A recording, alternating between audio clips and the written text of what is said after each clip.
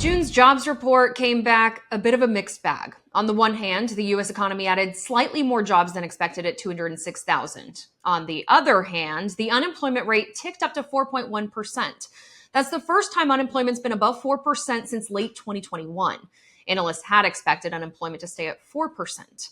The Bureau of Labor Statistics also revised the previous 2 months' jobs data.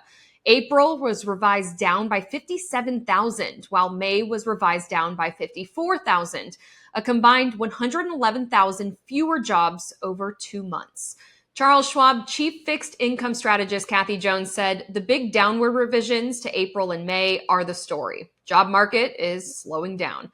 Now, historically, the unemployment rate around 4.1% is very strong. But since we've been below that for 2.5 years and reached a 5-decade low of 3.4% unemployment last year, the upward trend is definitely catching attention.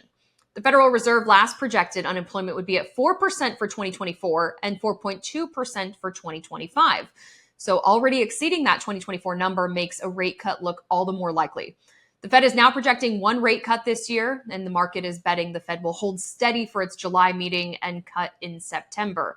Now, back in May, Fed Chair Jerome Powell said there are two paths to cutting rates. That we do gain greater confidence, as we've said, if that inflation is moving sustainably down to 2%. And another path could be, an unexpected weakening in the labor market, for example. So those are paths in which you could see us cutting rates. I'd categorize what we're seeing as a definite softening, but softening from one of the strongest labor markets in history.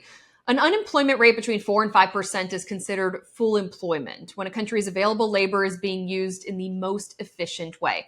Full employment does not mean zero unemployment.